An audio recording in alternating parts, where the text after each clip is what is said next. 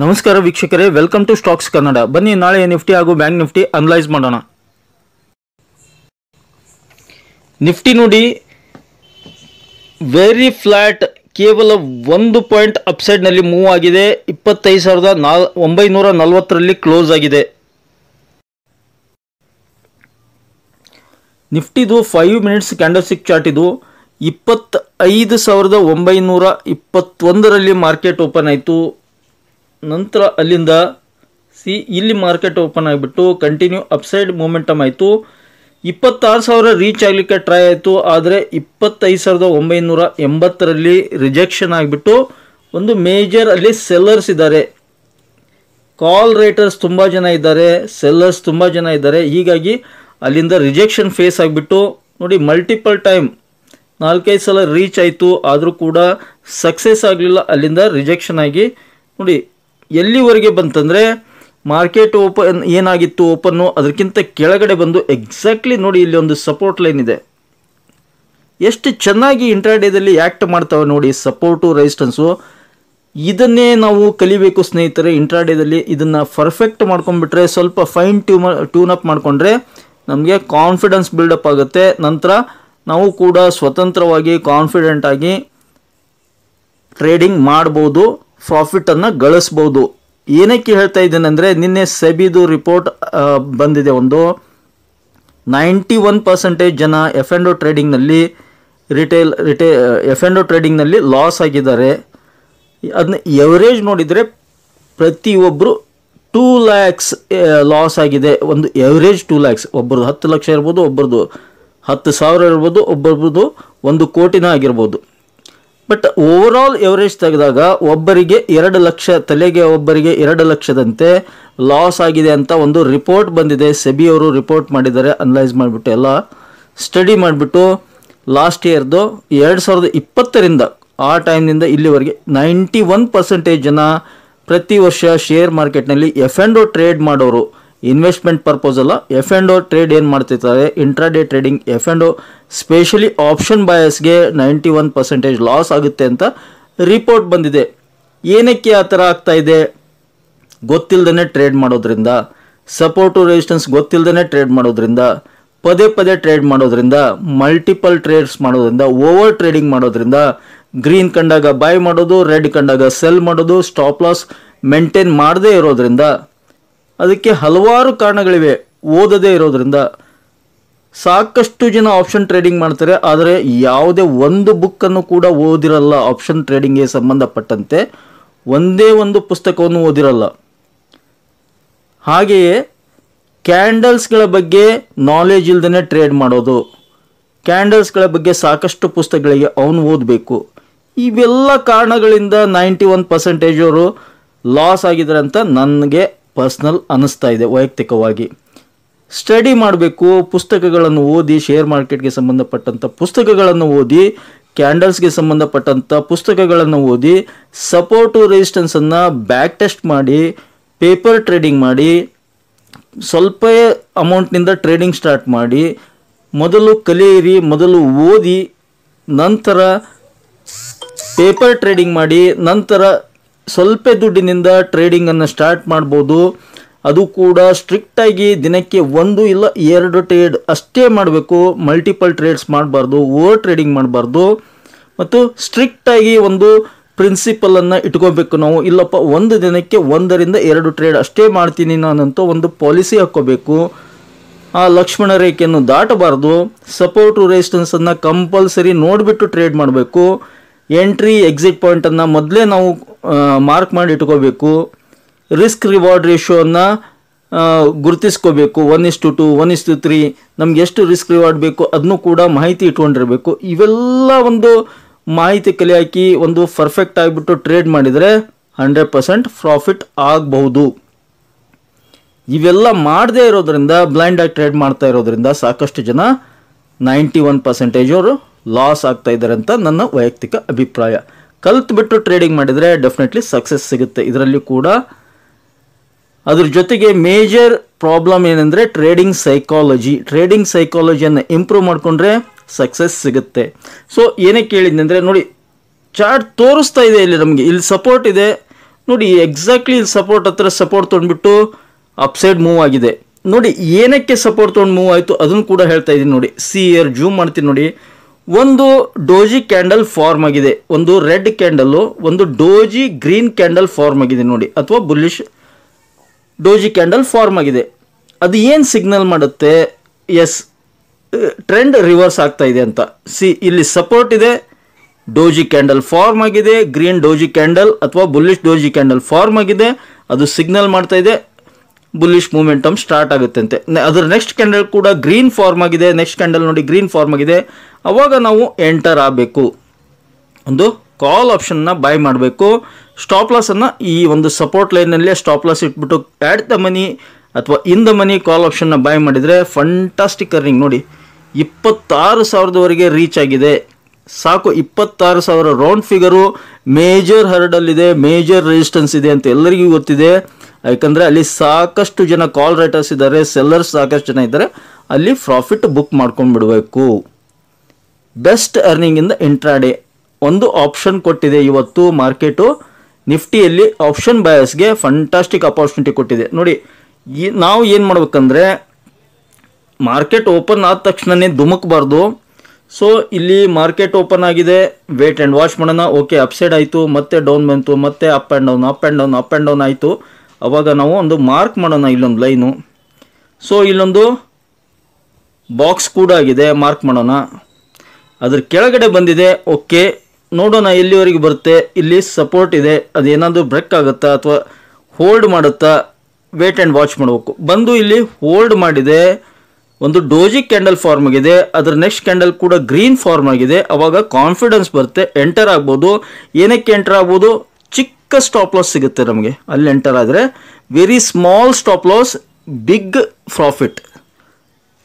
ಇದನ್ನು ಯಾವಾಗಲೂ ಅರ್ಥ ಮಾಡ್ಕೋಬೇಕು ನಾವು. ಸ್ಟಾಪ್ ಲಾಸ್ ಚಿಕ್ಕದಿಡಬೇಕು, ಪ್ರಾಫಿಟ್ ದೊಡ್ಡದನ್ನು ಮಾಡ್ಕೋಬೇಕು ಸ್ನೇಹಿತರೆ. Best opportunity in the intraday 5 ನಿಮಿಷದ ಕ್ಯಾಂಡಲ್ನಲ್ಲಿ ನಮಗೆ ಬೆಸ್ಟ್ ಅಪಾರ್ಚುನಿಟಿ ಕೊಟ್ಟಿದೆ ನಿಫ್ಟಿಯಲ್ಲಿ ಆಪ್ಷನ್ ಬಯರ್ಸ್ಗೆ.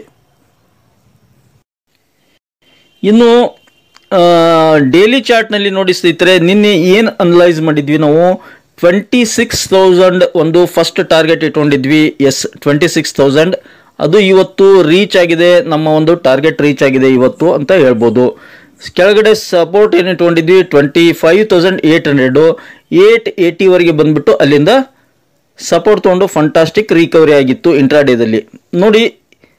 ಇದು ಕ್ಯಾಂಡಲ್ ಯಾವ ಥರ ಫಾರ್ಮ್ ಆಗ್ತಾ ಇದೆ ಅಂದರೆ ನಂಗೆ ತಿಳಿಮಟ್ಟಿಗೆ ಫಂಟಾಸ್ಟಿಕ್ ಕ್ಯಾಂಡಲ್ ಫಾರ್ಮ್ ಆಗ್ತಾ ಇದೆ. Chart pattern best chart pattern form ಆಗ್ತಾ ಇದೆ.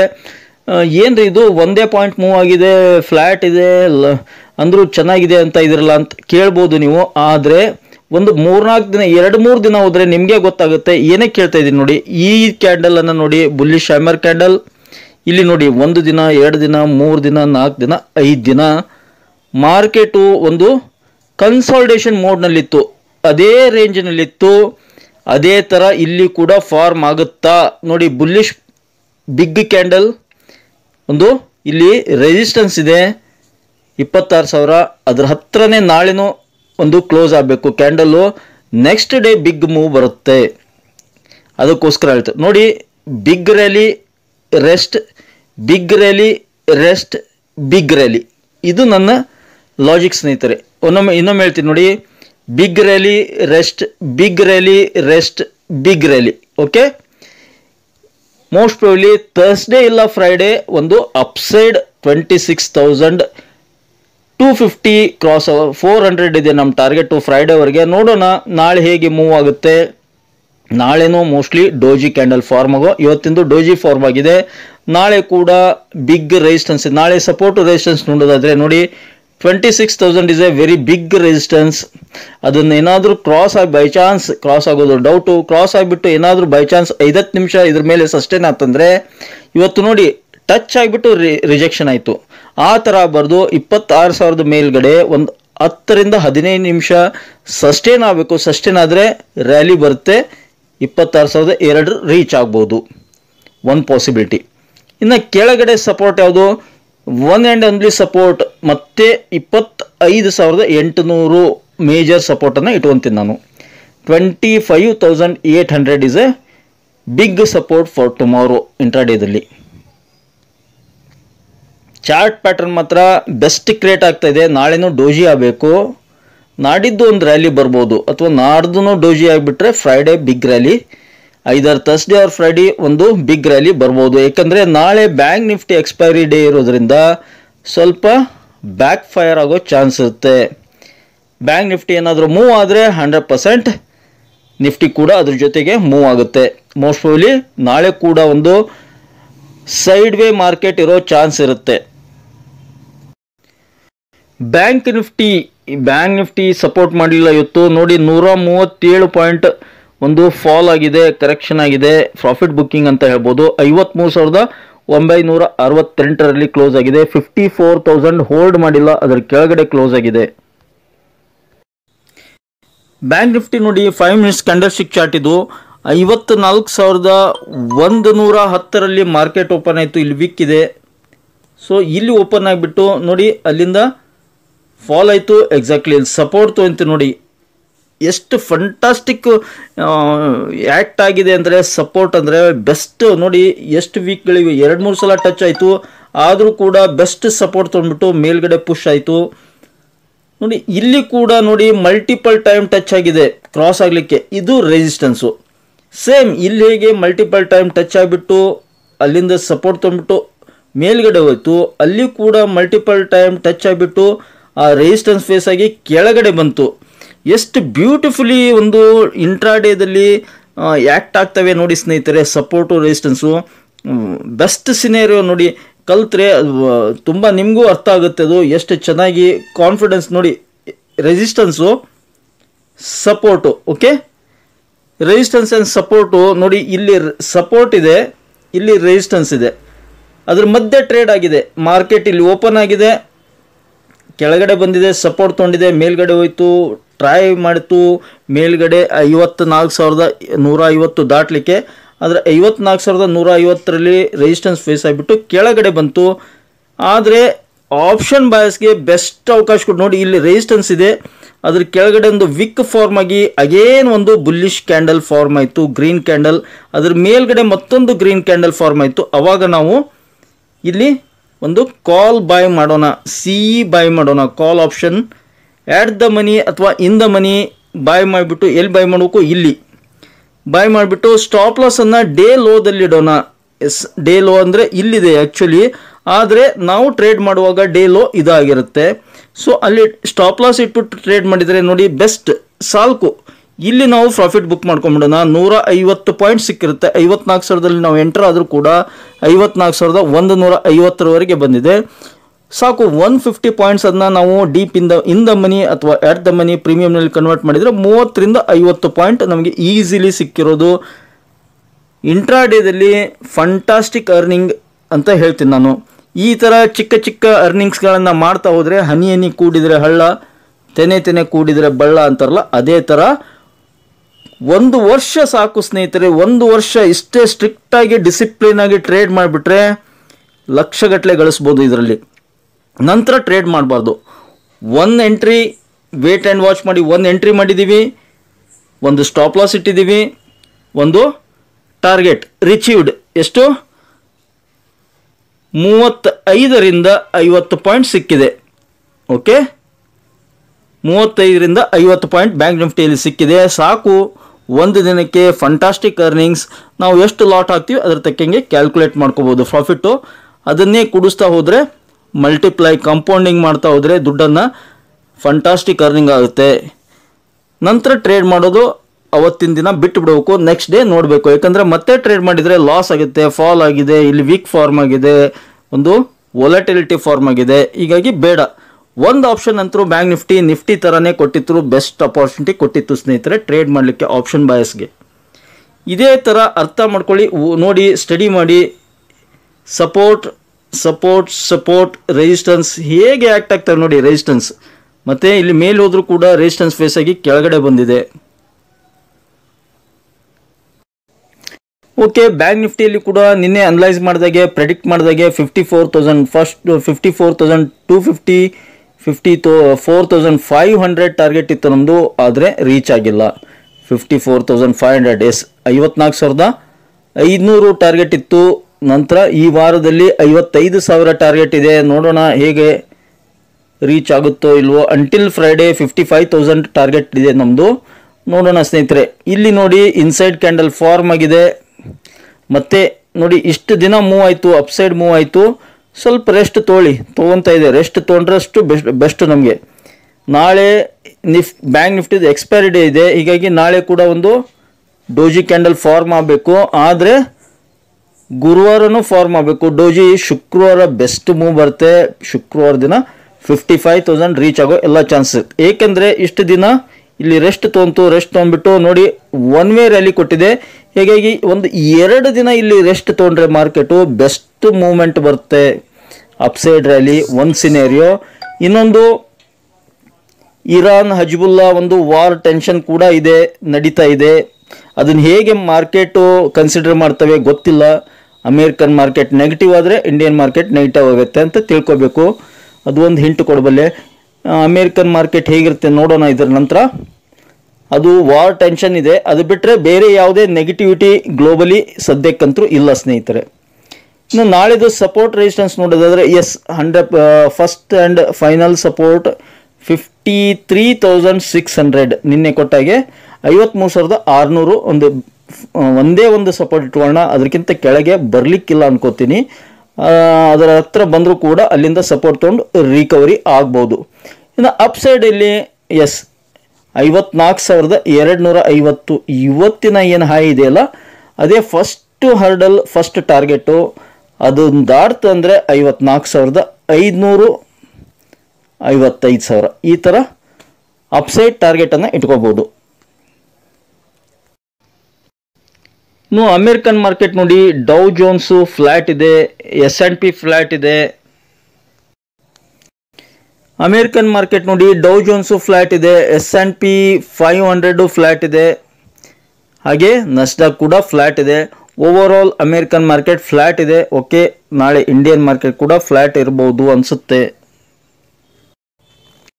ಇನ್ನು FIIs ನೋಡಿ, FIIs ಇವತ್ತು ಒಂದು 2,700 ಕೋಟಿ ನೆಟ್ ಕ್ಯಾಶ್ ಸೆಲ್ ಮಾಡಿದ್ದಾರೆ. ಒಂದು ಜಾಸ್ತಿನೇ ಸೆಲ್ ಮಾಡಿದ್ದಾರೆ ಅಂತ ಹೇಳ್ಬೋದು. 2,780 ಕೋಟಿ ನೆಟ್ ಕ್ಯಾಶನ್ನು ಸೆಲ್ ಮಾಡಿದ್ದಾರೆ. DIs ಏನು ಮಾಡಿದ್ದಾರೆ? DIs ನ್ಯಾಚುರಲಿ ಬೈ ಮಾಡಿರ್ತಾರೆ. ಹೌದು, ಅವ್ರಿಗಿಂತ ಜಾಸ್ತಿ ನೋಡಿ 3,800 ಕೋಟಿ ನೆಟ್ ಕ್ಯಾಶನ್ನು ಬೈ ಮಾಡಿದ್ದಾರೆ DIs. ಪರವಾಗಿಲ್ಲ, ಬ್ಯಾಲೆನ್ಸ್ ಆಗಿದೆ.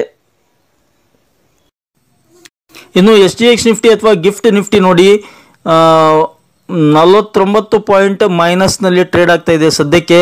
ಹೀಗಾಗಿ Nifty chart, bank Nifty chart, American market, ಆಮೇಲೆ FII DI ಡೇಟಾ, ಆಮೇಲೆ ಈ ಪ್ರೆಸೆಂಟ್ SGX ನಿಫ್ಟಿ ಅಥವಾ ಗಿಫ್ಟ್ ನಿಫ್ಟಿ ಇವನ್ನೆಲ್ಲ ಓವರ್ ಆಲ್ ನೋಡೋದಾದರೆ ನಾಳೆಯ ಮಾರ್ಕೆಟನ್ನು ಹೇಗೆ ಪ್ರೆಡಿಕ್ಟ್ ಮಾಡ್ಬೋದು ಅಂದರೆ, ನಂಗೆ ತಿಳಿದ ಮಟ್ಟಿಗೆ ಗ್ಯಾಪ್ ಡೌನ್ ಆಗಲಿಕ್ಕಿಲ್ಲ, ಫ್ಲ್ಯಾಟ್ ಓಪನಿಂಗ್ ಆಗ್ಬೋದು. ಫ್ಲ್ಯಾಟ್ ಓಪನಿಂಗ್ ಆಗಿಬಿಟ್ಟು ಅಪ್ ಆ್ಯಂಡ್ ಡೌನ್ ಇರುತ್ತೆ. ಮಾರ್ಕೆಟ್ನಲ್ಲಿ ವೊಲಟಿಲಿಟಿ ಇರುತ್ತೆ. ಇಂಟ್ರಾಡೇದಲ್ಲಿ ಮತ್ತೆ ಒಂದು ಫ್ಲ್ಯಾಟ್ ಕ್ಲೋಸಿಂಗ್ ಆಗ್ಬೋದು. ಬ್ಯಾಂಕ್ ನಿಫ್ಟಿಲಿ ಆಲ್ರೆಡಿ ಇವತ್ತು ನೆಗೆಟಿವ್ ಕ್ಲೋಸ್ ಆಗಿದೆ. ಮತ್ತೆ ನಾಳೆ ನೆಗೆಟಿವ್ ಕ್ಲೋಸ್ ಆಗಲಿಕ್ಕಿಲ್ಲ. ನೆಗೆಟಿವ್ ಬಂದರೂ ಕೂಡ ಅದು ಕೆಳಗಡೆಯಿಂದ ರಿಕವರಿ ಆಗೋ ಎಲ್ಲ ಚಾನ್ಸಸ್ ಇದೆ. ಹೀಗಾಗಿ ಒಂದು ಡೋಜಿ ಕ್ಯಾಂಡಲ್ ಫಾರ್ಮ್ ಆಗ್ಬೋದು ನಾಳೆ ಕೂಡ ಅಂತ ಅನಲೈಸ್ ಮಾಡ್ಬೋದು ಸ್ನೇಹಿತರೆ. ಐ ಹೋಪ್ ಈ ಒಂದು ಮಾಹಿತಿ ನಿಮ್ಗೆ ಇಷ್ಟ ಆಗಿದೆ ಅಂದ್ಕೊಂಡಿದ್ದೀನಿ. ಇಷ್ಟ ಆಗಿದ್ರೆ ಮತ್ತೆ ಬೇಗ ಚಾನಲ್ಗೆ ಸಬ್ಸ್ಕ್ರೈಬ್ ಮಾಡಿ, ಹಾಗೆ ಕಮೆಂಟ್ ಬಾಕ್ಸ್ನಲ್ಲಿ ಕಮೆಂಟನ್ನು ಡ್ರಾಪ್ ಮಾಡ್ತಾ don't forget it the like button. Thank you friends, thank you all.